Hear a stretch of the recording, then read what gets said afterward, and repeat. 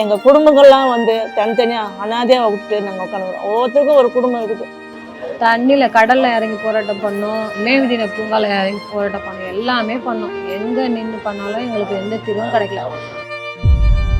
சமீபத்தில் கூட முதல்வர் பேசுவதை பார்க்கும்போது சமூக நீதினா என்னன்னு தெரியுமா சார்னு கேட்க தோன்றுகிறது. இத்தனை தூய்மை பணியாளர்கள் வாழ்வாதாரத்திற்காக போராடுவது தெரியவில்லையா?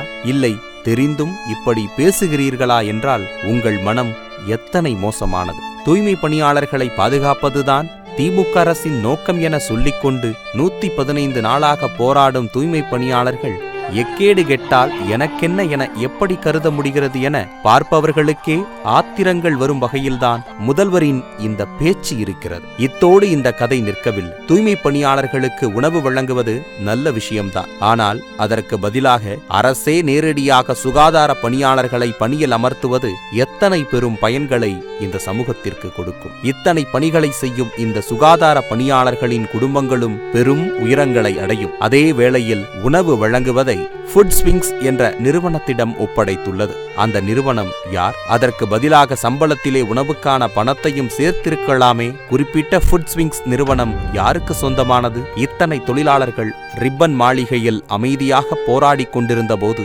அவர்களை தனது கட்டுப்பாட்டில் இருக்கும் காவல்துறையை வைத்து அடித்து துன்புறுத்தி கைது செய்ய சொல்லிவிட்டு சரியாக அதே நேரத்தில் பிரபல நடிகரின் திரைப்படத்திற்கு சென்று வருவது என்பது எப்படியான மனப்பான்மை?